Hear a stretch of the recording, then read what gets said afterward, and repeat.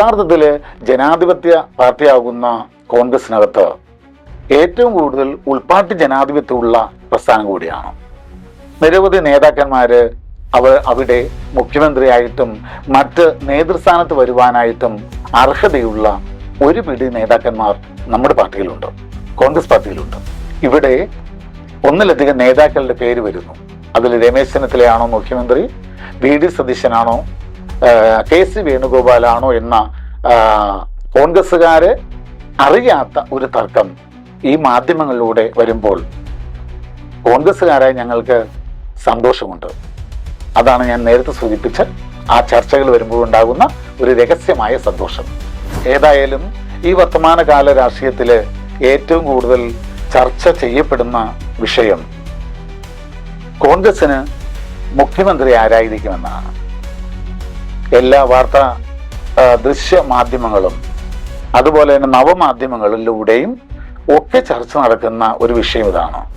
ജനാധിപത്യത്തെ കുറിച്ച് വ്യക്തിപരമായി എനിക്ക് ഏറ്റവും ഇഷ്ടം തോന്നിയ നിർവചനം നൽകിയത് ഇന്ത്യയുടെ പ്രഥമ പ്രധാനമന്ത്രിയായിരുന്ന പണ്ഡിറ്റ് ജവഹർലാൽ നെഹ്റു നൽകിയ നിർവചനമാണ്. അദ്ദേഹം പറഞ്ഞു, ഡെമോക്രസി മീൻസ് ടോളറൻസ്. ജനാധിപത്യം എന്ന് വെച്ച് കഴിഞ്ഞാൽ സഹിഷ്ണുത എന്നാണ് അദ്ദേഹം പറഞ്ഞത്. പ്രിയമുള്ള ജനാധിപത്യ വിശ്വാസികളെ, പ്രിയ സുഹൃത്തുക്കളെ, തെരഞ്ഞെടുപ്പ് കഴിഞ്ഞു. ആരവങ്ങൾ ഒഴിഞ്ഞ ഒരു ഉത്സവ പറമ്പ് പോലെയാണ് ഇന്ന് നമ്മളുടെ തിരഞ്ഞെടുപ്പ് രാഷ്ട്രീയത്തിന്റെ ആ അന്തരീക്ഷം. ജനാധിപത്യം എന്ന് വെച്ച് കഴിഞ്ഞാൽ ജനങ്ങൾക്ക് വേണ്ടി ജനങ്ങൾ നടത്തുന്ന ജനങ്ങളുടെ ഭരണമാണ് ജനാധിപത്യം. ഇത് ഞാൻ പറഞ്ഞതല്ല, എബ്രഹാം ലിങ്കൺ ജനാധിപത്യത്തിന് നൽകിയ നിർവചനമാണ്. ജനാധിപത്യത്തിന് എബ്രഹാം ലിങ്കൺ നൽകിയ നിർവചനമാണ്. എന്നാൽ ജനാധിപത്യത്തെ കുറിച്ച് വ്യക്തിപരമായി എനിക്ക് ഏറ്റവും ഇഷ്ടം തോന്നിയ നിർവചനം നൽകിയത് ഇന്ത്യയുടെ പ്രഥമ പ്രധാനമന്ത്രിയായിരുന്ന പണ്ഡിറ്റ് ജവഹർലാൽ നെഹ്റു നൽകിയ നിർവചനമാണ്. അദ്ദേഹം പറഞ്ഞു, ഡെമോക്രസി മീൻസ് ടോളറൻസ്. ജനാധിപത്യം എന്ന് വെച്ച് കഴിഞ്ഞാൽ സഹിഷ്ണുത എന്നാണ് അദ്ദേഹം പറഞ്ഞത്. അതായത് നമുക്ക് വേണ്ടി ചെവി ഓർക്കുന്ന ആളുകളോടൊപ്പം, അതായത് നമ്മളെ പ്രശംസിക്കുന്ന അല്ലെങ്കിൽ കേൾക്കുന്ന, പറയുന്ന, അഭിപ്രായം പറയുന്ന ആളുകൾക്ക് ചെവി കൊടുക്കുന്നതോടൊപ്പം തന്നെ നമ്മളെ ഇകഴ്ത്തി പറയുന്ന അല്ലെങ്കിൽ മോശമായി പറയുന്ന അല്ലെങ്കിൽ ആരോപണം പറയുന്ന അങ്ങനെയുള്ള ആളുകൾ കൂടി ചെവി കൊടുക്കുമ്പോഴാണ് ജനാധിപത്യത്തിന്റെ യഥാർത്ഥ സൗന്ദര്യം ഉണ്ടാകുന്നത്. യഥാർത്ഥത്തിൽ ഇന്നത്തെ വർത്തമാനകാല രാഷ്ട്രീയത്തില് ഇത് നമ്മൾ ഓരോ കഴിഞ്ഞ ഇന്നലകളിലേക്ക് തിരിഞ്ഞു നോക്കുകയാണെങ്കിൽ വലിയ പോരായ്മകളൊക്കെ, ഈ ഞാൻ പറഞ്ഞ അഭിപ്രായത്തിൽ ചിലപ്പോൾ പോരായ്മകളൊക്കെ തോന്നാം. പക്ഷെ യഥാർത്ഥത്തിൽ ഈ സംവിധാനത്തില് ഈ പറയുന്ന രീതിയിൽ പോവുകയാണെങ്കിൽ വെൽഫെയർ ഓഫ് ദ പീപ്പിൾ ഇവിടെ ശരിക്കും ഉണ്ടാകും. ആ ഒരു ലക്ഷ്യം വെച്ചുകൊണ്ടായിരിക്കണം ജനാധിപത്യ പ്രക്രിയയിൽ ജനങ്ങൾ വോട്ട് ചെയ്യേണ്ടത്. യഥാർത്ഥത്തിൽ വോട്ട് കഴിഞ്ഞതിന് ശേഷമാണ് നമ്മൾ ഇവിടെ ഈ അവസരത്തിൽ പരസ്പരം കണ്ടുമുട്ടുന്നത്. ജനങ്ങൾ അവരുടെ ഭാഗതയെ നിർണയിച്ചു കഴിഞ്ഞു. റിസൾട്ടിന് വേണ്ടി നമ്മൾ കാത്തിരിക്കുന്നു. ഇതിനനുസരിച്ചുള്ള ഒരു റിസൾട്ടായിരിക്കും വരാൻ പോകുന്നതെന്ന് ഉത്തമ വിശ്വാസത്തിലാണ് ഞാനിവിടെ നിങ്ങൾക്ക് മുമ്പിലിരിക്കുന്നത്. എല്ലാ അർത്ഥത്തിലും ഒരു കലാശില്പം പോലെ ജനങ്ങളുടെ മനസ്സറിഞ്ഞുകൊണ്ടുള്ള വോട്ട് ജനങ്ങൾ നൽകിയിട്ടുണ്ട്. അതിന് അനുസരിച്ചുള്ള ഒരു റിസൾട്ട് ആയിരിക്കും വരുന്ന മെയ് മാസം 4-ാം തീയതി ഉണ്ടാകുന്നതെന്ന് നമുക്ക് പ്രത്യാശിക്കാം. ഞാൻ ആഗ്രഹിക്കുന്നതും ഇഷ്ടപ്പെടുന്നതും അതുതന്നെയാണ്. ഏതായാലും ഈ വർത്തമാനകാല രാഷ്ട്രീയത്തില് ഏറ്റവും കൂടുതൽ ചർച്ച ചെയ്യപ്പെടുന്ന വിഷയം കോൺഗ്രസിന് മുഖ്യമന്ത്രി ആരായിരിക്കുമെന്നാണ്. എല്ലാ വാർത്താ ദൃശ്യ മാധ്യമങ്ങളും അതുപോലെ തന്നെ നവമാധ്യമങ്ങളിലൂടെയും ഒക്കെ ചർച്ച നടക്കുന്ന ഒരു വിഷയം ഇതാണ്. ഏതായാലും ഒരു കാര്യത്തിൽ സന്തോഷമുണ്ട്, എല്ലാ മാധ്യമങ്ങളും കോൺഗ്രസ് അധികാരത്തിൽ വരുമെന്ന് റിപ്പോർട്ട് ചെയ്യുന്നു. അതിൻ്റെ ഒക്കെ ബാക്കിപത്രമാണ് കോൺഗ്രസിന്റെ ആ മുറിക്കു മുമ്പിൽ ചാനലുകളും അതുപോലെ തന്നെ നമ്മളുടെ നവമാധ്യമങ്ങളുടെ കൂട്ടായ്മയൊക്കെ എത്തി നിൽക്കുന്നതെന്ന് കാണുമ്പോൾ ഒരു തരത്തിൽ നോക്കുകയാണെങ്കിൽ അല്പം സന്തോഷവും തോന്നുന്നുണ്ട്, സ്നേഹവും സന്തോഷമൊക്കെ തോന്നുന്നുണ്ട് ഈ ഒരു മത്സരത്തില്. കാരണം കോൺഗ്രസിന്റെ ആ ഒരു ഹൗസിന് മുമ്പിൽ തിങ്ങിക്കൂടുന്ന ചാനലുകളുടെയും അതോടൊപ്പം തന്നെ നവമാധ്യമങ്ങളുടെയും കൂട്ടായ്മയും കാണുമ്പോൾ ഉണ്ടാകുന്ന ഒരു രഹസ്യമായ ഒരു സന്തോഷം. ഒരു കാര്യത്തിൽ നാം ചിന്തിക്കേണ്ടത്, കോൺഗ്രസ് ഒരു ജനാധിപത്യ പാർട്ടിയാണ്. മറ്റു പാർട്ടികൾ ജനാധിപത്യം എന്ന് പറയും, പക്ഷേ ജനാധിപത്യം ആ പ്രസ്ഥാനത്തിൽ ഉണ്ടോ എന്ന് നമ്മൾ ഓരോ ഉദാഹരണ സഹിതം നമുക്ക് വേണമെങ്കിൽ നമുക്ക് നിരീക്ഷിക്കുകയാണെങ്കിൽ ജനാധിപത്യം ഇല്ല എന്ന് തോന്നും. പക്ഷെ യഥാർത്ഥത്തിൽ ജനാധിപത്യ പാർട്ടിയാകുന്ന കോൺഗ്രസിനകത്ത് ഏറ്റവും കൂടുതൽ ഉൾപാർട്ടി ജനാധിപത്യമുള്ള പ്രസ്ഥാനം കൂടിയാണ്. നിരവധി നേതാക്കന്മാര് അവിടെ മുഖ്യമന്ത്രിയായിട്ടും മറ്റ് നേതൃസ്ഥാനത്ത് വരുവാനായിട്ടും അർഹതയുള്ള ഒരു പിടി നേതാക്കന്മാർ നമ്മുടെ പാർട്ടിയിലുണ്ട്, കോൺഗ്രസ് പാർട്ടിയിലുണ്ട്. പക്ഷെ മറ്റു പ്രസ്ഥാനത്തില് അത്തരത്തിലുള്ള നേതൃത്വം ഉണ്ടോ എന്ന് ആ നേതാക്കന്മാർ തന്നെ ആത്മപരിശോധന ചെയ്യുന്നതാണ് കുറച്ചുകൂടി അഭികാമ്യം. എൻ്റെ തല എൻ്റെ മാത്രം ഫിഗർ എന്ന് പറയുന്ന ആ ഒരു രീതിയിൽ പോകുമ്പോൾ ഇവിടെ ഒന്നിലധികം നേതാക്കളുടെ പേര് വരുന്നു. അതിൽ രമേശ് ചെന്നിത്തലയാണോ മുഖ്യമന്ത്രി, വി.ഡി. സതീശനാണോ, കെ.സി. വേണുഗോപാലാണോ എന്ന കോൺഗ്രസ്സുകാര് അറിയാത്ത ഒരു തർക്കം ഈ മാധ്യമങ്ങളിലൂടെ വരുമ്പോൾ കോൺഗ്രസ്സുകാരായ ഞങ്ങൾക്ക് സന്തോഷമുണ്ട്. അതാണ് ഞാൻ നേരത്തെ സൂചിപ്പിച്ച ആ ചർച്ചകൾ വരുമ്പോൾ ഉണ്ടാകുന്ന ഒരു രഹസ്യമായ സന്തോഷം. ഈ മൂന്ന് നേതാക്കന്മാരും അവരുടേതായ മേഖലകളിൽ അവരുടേതായ കഴിവ് പതിപ്പിച്ച അല്ലെങ്കിൽ അവരുടെ കയ്യൊപ്പ് പതിപ്പിച്ച നേതാക്കന്മാരാണ്. രമേശ് ചെന്നിത്തല നേരത്തെ പ്രതിപക്ഷ നേതാവായിരുന്നു. ഒത്തിരി അന്നത്തെ ഭരണകക്ഷിയിൽ നിന്ന് വരുന്ന അഴിമതിയുടെ ആ മുനയൊടിച്ചുകൊണ്ട് അദ്ദേഹം കൊണ്ടുവന്ന ഓരോ വാർത്താ പ്രാധാന്യമുള്ള വാർത്തകൾക്കും കഴിഞ്ഞ് അന്നത്തെ സർക്കാരിന് യു-ടേൺ അടിക്കേണ്ടി വന്നിട്ടുണ്ട്. അത് ഏതൊക്കെയാണെന്നൊന്നും ഞാൻ പറയുന്നില്ല.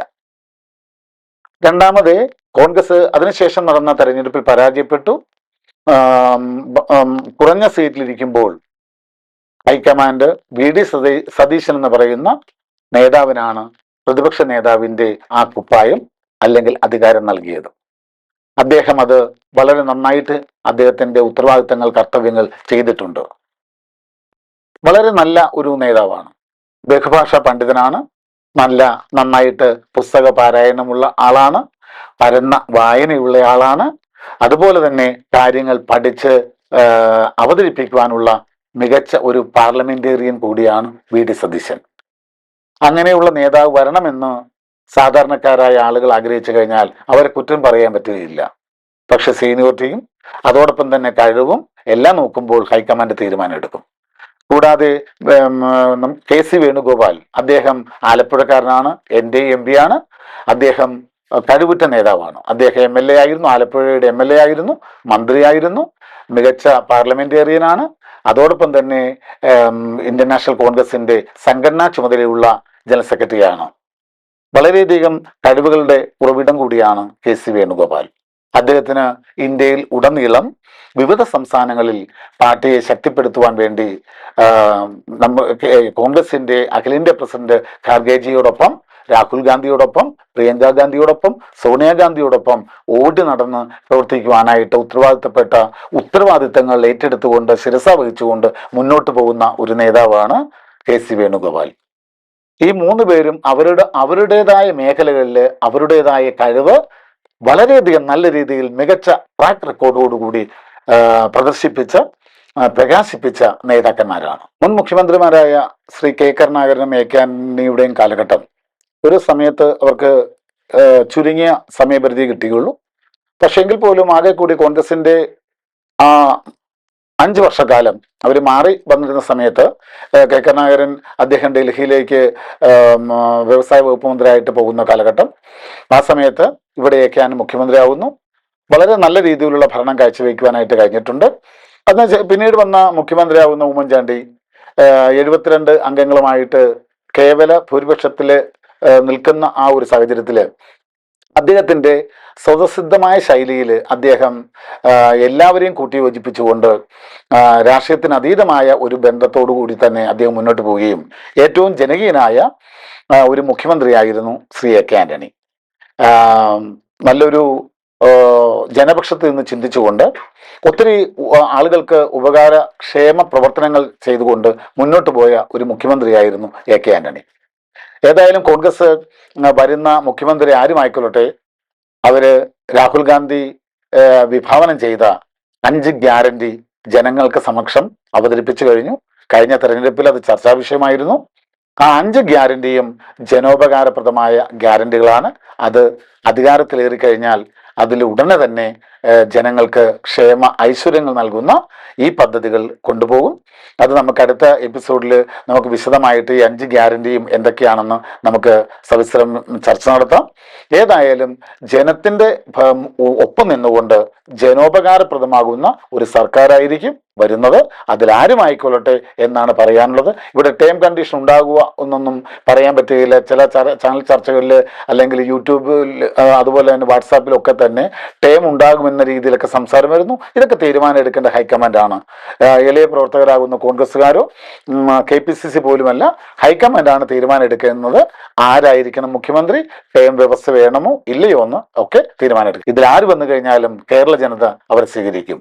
പൂവിട്ട ഒരു റെഡ് കാർപ്പറ്റ് വിരിച്ചുകൊണ്ട് കേരളത്തിലെ ജനങ്ങൾ ഈ 3 നേതാക്കന്മാരെ ആര് വന്നാലും അവരെ സ്വീകരിക്കും.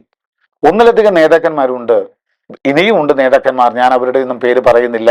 നമ്മുടെ വർത്തമാനകാല രാഷ്ട്രീയ ചർച്ചകളിൽ നിറഞ്ഞു നിൽക്കുന്ന വ്യക്തിത്വത്തിന്റെ ഉടമകളാകുന്ന ഈ മഹത് വ്യക്തിത്വത്തിന്റെ പേരുകൾ മാത്രമാണ് പരാമർശിച്ചിട്ടുള്ളത്. ഇവരെല്ലാവരും തന്നെ നമ്മുടെ കേരളത്തിന്റെ ഒത്തിരിയധികം സംഭാവനകൾ നൽകുവാൻ ഇവർക്ക് കഴിയും. വളരെയധികം കഴിവുള്ള ആളുകളാണ്. ഏതായാലും കേരളത്തിന്റെ പുരോഗതി നമുക്ക് വരുന്ന നാളുകളിൽ നമുക്ക് കാണുവാൻ കഴിയും. മറ്റ് എല്ലാം മറന്നുകൊണ്ട് നമ്മൾ ഒന്നായി എന്ന് ചിന്തിച്ചുകൊണ്ട് നമ്മൾ കോൺഗ്രസിന്റെ മുഖ്യമന്ത്രി വരുന്നത് ആരുമായിക്കൊള്ളട്ടെ അവരുടെ പിന്നിൽ അണിനിരുന്നുകൊണ്ട് നമുക്ക് മുന്നോട്ട് പോയാൽ ഒത്തിരി സമസ്യകൾക്ക് നമുക്ക് ഒത്തിരി ചോദ്യങ്ങൾക്ക് നമുക്ക് പരിഹാരം കാണേണ്ടതുണ്ട്. ആ ഒരു കൂട്ടായ്മയിലേക്ക് എല്ലാവരുടെയും കളങ്കരഹിതമായ നിസ്സീമമായ ഒരു സ്നേഹം കൂട്ടായ്മ ഉണ്ടാകുവാനായിട്ട് എല്ലാവർക്കും ദൈവം നന്മകൾ ഉണ്ടാകട്ടെ, അല്ലെങ്കിൽ അവർക്കുള്ള ആ ഒരു ഊർജം നൽകട്ടെ എന്ന് പ്രാർത്ഥിച്ചുകൊണ്ട് നമുക്ക് അടുത്ത ഒരു ദിവസത്തേക്ക് നമുക്ക് വേർപിരിയാം. വീണ്ടും നമുക്ക് കാണാം. വീണ്ടും കാണും വരെ നമുക്ക് വണക്കം. ഒത്തിരി സന്തോഷത്തോടു കൂടി വിടവാങ്ങുന്നു. നന്ദി, നമസ്കാരം, ജയ് ഹിന്ദ്.